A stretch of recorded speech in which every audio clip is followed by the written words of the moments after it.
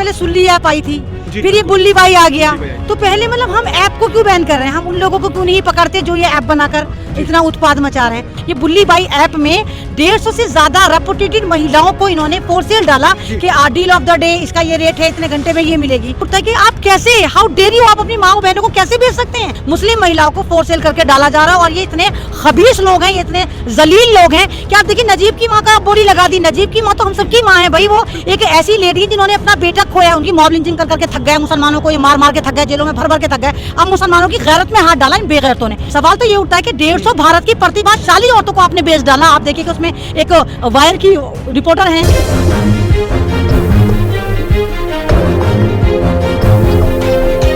नमस्कार, आदाब, सत श्री अकाल, नमो बुद्धाय। मेरा नाम है राहुल कुमार। आप देखना शुरू कर चुके हैं नेशनल इंडिया न्यूज। इस वक्त मैं मौजूद हूँ राजधानी दिल्ली में। मेरे समय इस मुद्दे पे ही चर्चा करने के लिए एक्टिविस्ट एमन रिजवी जी यहाँ पे मेरे साथ मौजूद हैं। जिस तरह से बुल्ली बाई ऐप को लेकर कहीं ना कहीं मुस्लिम महिलाओं को टारगेट किया जा रहा है, आप इसे किस प्रकार देख रहे हैं?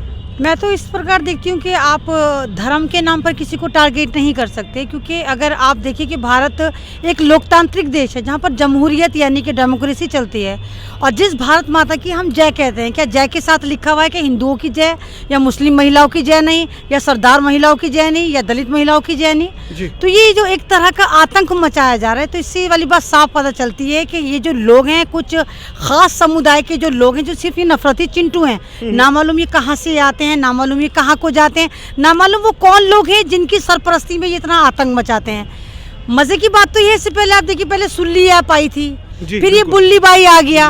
तो पहले मतलब हम ऐप को क्यों बैन कर रहे हैं? हम उन लोगों को क्यों नहीं पकड़ते जो ये ऐप बनाकर इतना उत्पाद मचा रहे हैं? तो कहीं ना कहीं आप देखिए इसके पीछे तमाम का तमाम जो एक षड्यंत्र नजर आता है, वो सरकार का नजर आता है कि कहीं ना कहीं ये जो तमाम ड्रामे करवा रही है, ये सरकार करवा रही है। क्योंकि आप देखिए अभी ये जो नरसिम्हा स्वरानंद है, जो कभी महिलाओं की इज्जत ही नहीं करता, कभी कहता है मैं बीजेपी का हूँ, कभी कहता है मैं हिंदुत्व का सबसे बड़ा रक्षक हूँ। कल उसने स्मृति ईरानी को गाली दी। स्मृति ईरानी कौन है? बीजेपी की बहुत बड़ी नेता है।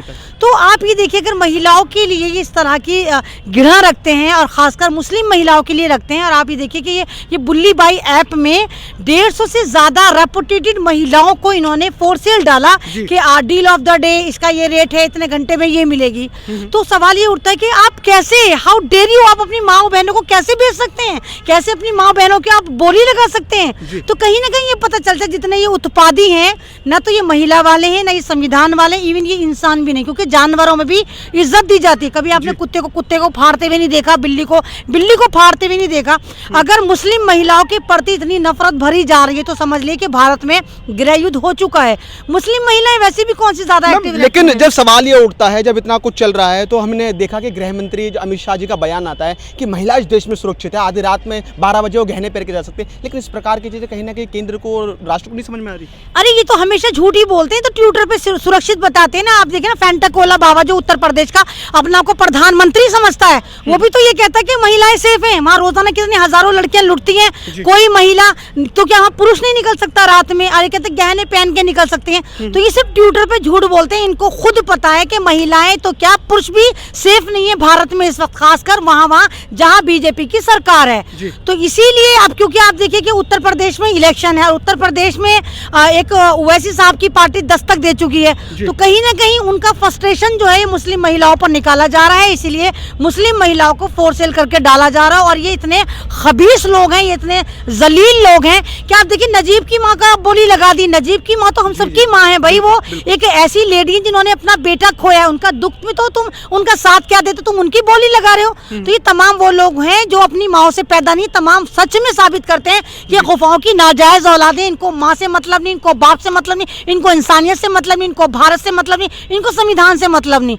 तो सरकार को इनकी नाक में नकेल कसनी चाहिए, सरकार को एक्शन लेना चाहिए, ऐप बैन नहीं होनी चाहिए। भाई इनको सबसे इजी चुग्गा लगता है मुसलमान। जैसे सब्जी के साथ धनिया फ्री आता है तो इनको मुसलमान फ्री में लगता है।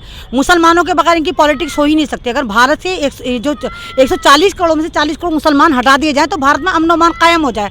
तो मुसलमानों पे ही तमाम की तमाम फील्डिंग सजाते हैं, चव्वे छक्के मारते हैं। तो अभी इन्होंने मुसलमानों की मॉब लिंचिंग कर करके थक गए, मुसलमानों को ये मार मार के थक गए, जेलों में भर भर के थक गए।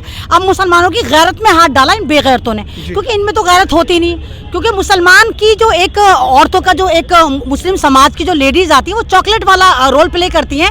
जैसे चॉकलेट रैपर में पैक होती है, बहुत एक्सपेंसिव होती है, 2-2 रुपए वाली टॉफी तो इनकी पड़ी भी मिलती है। तो अपनी माँ बहनों पे तो कुछ कर नहीं सकते। तो मुस्लिम समाज की औरतें क्योंकि ढकी छुपी फिरती हैं, तो इसलिए उन्होंने उनको टारगेट करा, उनकी बोलियां सजाई।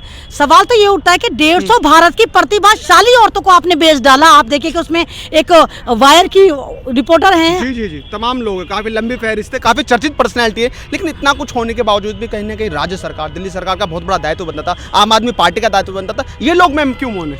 ये नहीं बोलेंगे। केजरीवाल साहब ने तो कह दिया कि मैं दिल्ली के 18% मुसलमानों की पॉलिटिक्स करूं या बाद में जो बचे हुए 80% 82% उन हिंदुओं की सुनूं।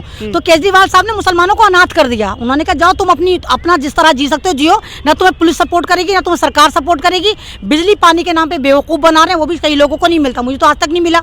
मैं किराए पे ही रहती हूँ, ना मुझे आज तक बिजली फ्री मिली ना मुझे आज तक पानी फ्री मिला। मैं तो रोजाना हर दफा हर महीने 1,500 का बिल देती हूँ। ना मालूम कौन से लोग हैं जिनको बिजली और पानी फ्री मिलता है। तो मामू जान ने बहुत अच्छे से बेवकूफ़ बनाया और मामू जान की पॉलिटिक्स भी सही है। जाहिर सी बात है वो 80% हिंदुओं को तो नाराज नहीं कर सकते, 18% मुसलमानों के लिए। तो मुसलमानों को खुद यूनाइटेड होना पड़ेगा, मुसलमानों को खुद ही एक मंच पे आना पड़ेगा। कम से कम 18% ही मुत्तहिद हो जाएं, और जहाँ जहाँ उत्तर प्रदेश में 25% मुसलमान है वो मुत्तहिद हो जाएं। कम से कम तुम तो अपना एक लीडर पैदा कर लो ना, कि तुम्हारे समाज में कुछ भी होता है तुम तो कम से कम अपने मन से एक दहाड़ दे दो कि हमारे समाज में ये हुआ है। तुम कुछ बोलते ही नहीं हो। तो अगर आपको पसंद आया हो तो इसे लाइक करें, कमेंट करें, शेयर करें और हाँ, हमारे चैनल को सब्सक्राइब करना ना भूलें, ताकि देश विदेश से जुड़ी खबरें आप मिस ना करें। क्योंकि कोरोना काल में 2 गज दूरी, मास्क है जरूरी। नमस्कार।